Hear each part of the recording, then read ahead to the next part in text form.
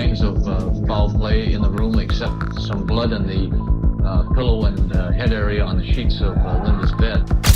To consume everything that was happening at the time. For me as a father,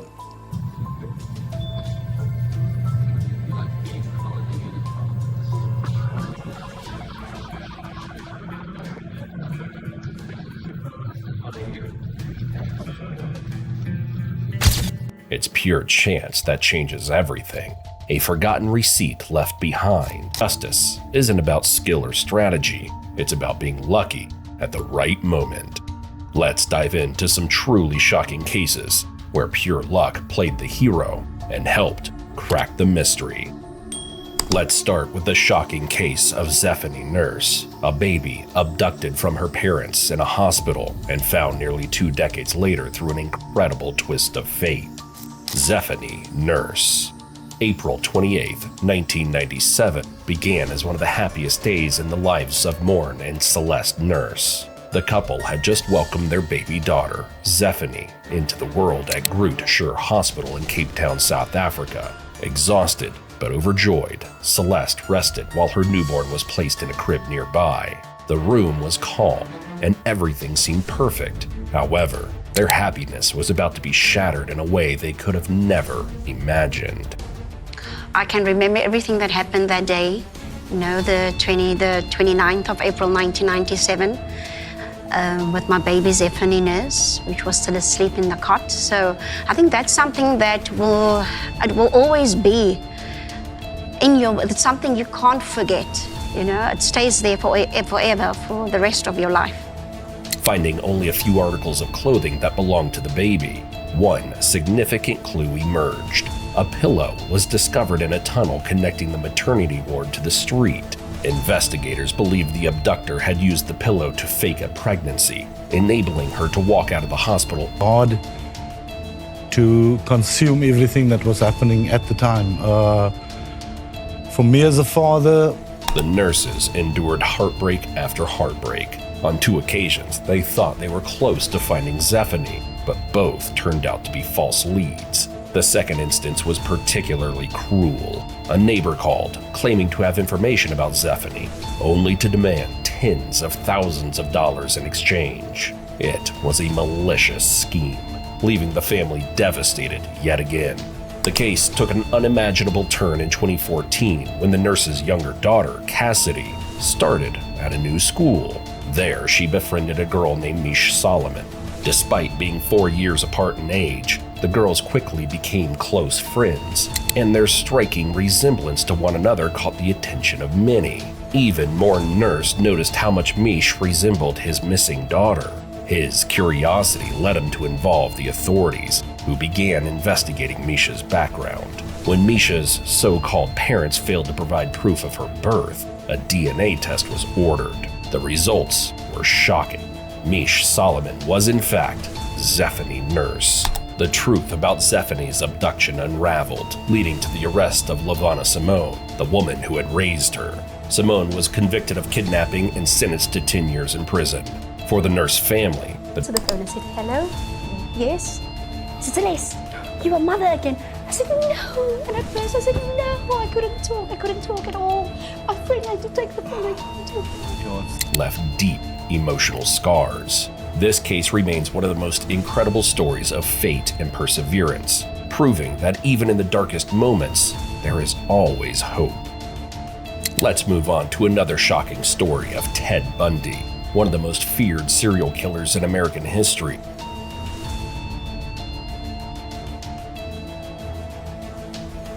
Ted Bundy. Born as Theodore Robert Bundy on November 24, 1946, in Burlington, Vermont, Bundy grew up to be highly educated and well-spoken. He studied psychology at the University of Washington and even attended law school, though he never completed it. Bundy was considered attractive and used his charm to lure victims. Bundy confessed to murdering 30 women between 1974 and 1978. But the real number is believed to be much higher. His victims were young, attractive women, many of them college students. His crimes were spread across multiple states, including Washington, Oregon, Colorado, Utah, Idaho, and Florida. Bundy followed a specific pattern in his killings, which made it clear that his crimes were carefully planned. He would lure women by pretending to need help or by tricking them into trusting him, and then he would abduct and murder them. Signs of foul play in the room, except some blood in the pillow and head area on the sheets of Linda's bed. The only curious thing there is Linda's bed was made up neatly. In Seattle, Healy was one of Bundy's first known victims, marking the start of his reign of terror.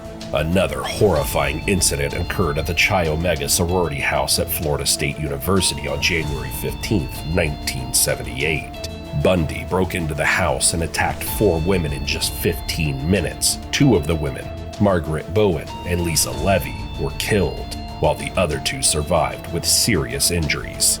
Bundy's final victim was Kimberly Leach, a 12-year-old girl from Lake City, Florida, who was abducted and murdered in February 1978. Her body was found weeks later in April, a grim end to a devastating case. Despite the severity of his crimes, Bundy wasn't caught through years of hard detective work or forensic breakthroughs. His arrest came down to a stroke of luck. In 1975, Bundy was stopped by police during a routine traffic stop in Utah. The officer had no idea he had just pulled over one of the most dangerous men in America, but something about Bundy's car seemed suspicious. Inside, the police found handcuffs, a ski mask, and other concerning items. This traffic stop marked the beginning of Bundy's downfall, as investigators soon linked him to a series of unsolved murders across multiple states. Even after his arrest, Bundy managed to escape custody twice in 1977. The first escape was from a courthouse in Colorado, where he jumped from a second-story window. Later that year, he escaped from a jail in Glenwood Springs, Colorado, by crawling through a hole in the ceiling. After his second escape, Bundy fled to Florida, where he committed the Chi Omega sorority murders. Bundy was finally captured for good after his crimes in Florida, and in 1979, he was convicted of the Chi Omega murders. In 1980, he was sentenced to death for the murder of Kimberly Leach. During his trial, Bundy represented himself, despite having no formal legal training. His trial became a media sensation, adding to his infamy. The public was both horrified and fascinated by the charming man who had committed such heinous crimes. Ted Bundy's capture was ultimately the result of a simple traffic stop, a moment of luck that unraveled the carefully constructed life of one of history's most notorious killers. Bundy was executed in the electric chair on January 24, 1989 in Florida, finally bringing justice to his many victims and their families. His story serves as a chilling reminder that evil can often hide behind a friendly smile.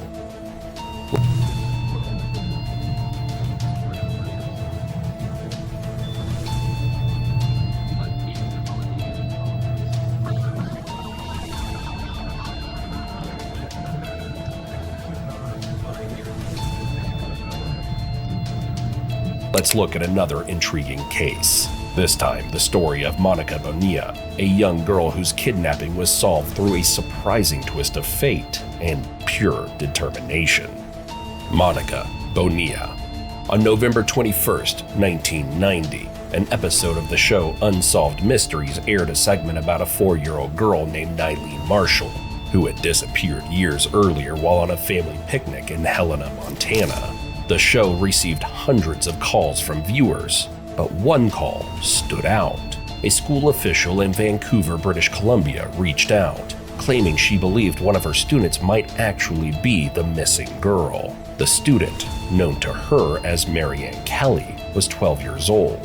However, the woman suspected that the girl's name was fake. The official explained that a man who identified himself as Robert dropped off Marianne at school every day. However, Robert's behavior raised suspicion among the school's staff. He refused to provide the school with his address or contact number, often claiming that he was between addresses. Additionally, Robert frequently lingered near the classroom window after dropping off Marianne, watching to ensure she was there, which made the staff uneasy.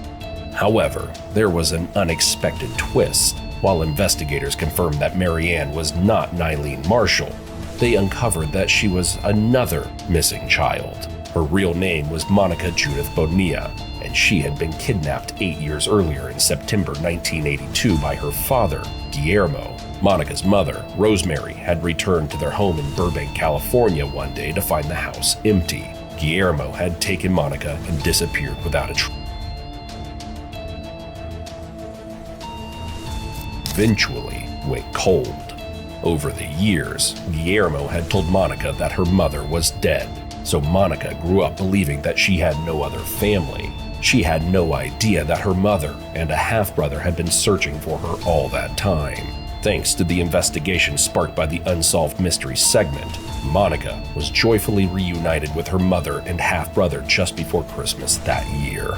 In a bittersweet outcome, while Monica's case was resolved, the disappearance of Nylene Marshall remains unsolved to this day.